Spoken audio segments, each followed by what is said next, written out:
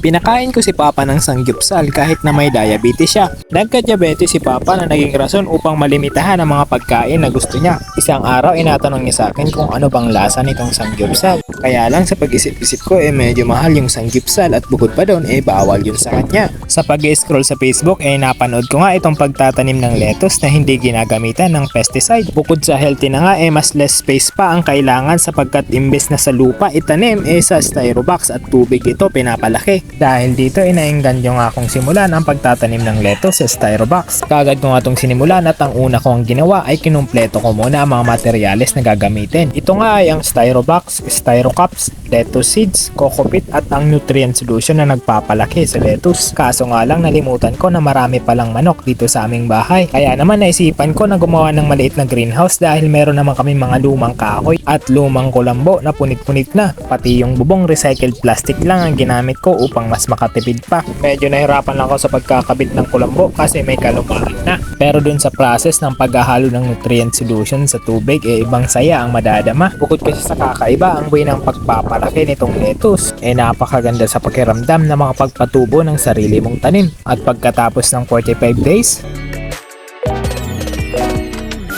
sobrang lalago ng ating naitanim na lettuce at ready for harvest na. Siguradong hindi ito mauubos ni Papa kaya yung iba ibebenta ko na lang sa abot kayang halaga. Kaya kung sino man po ang may gusto mag-message na lang po. Siya nga pala nagpunla na rin ako ng panibagong batch ng mga seedlings ng lettuce for the next month harvest. Bago nga dumating si Papa sa trabaho nag-harvest na ako para sa pangsangyup niya mamaya at nagluto na rin ng pork barbecue. Sinamahan ko na rin ng salad kaso pagdating niya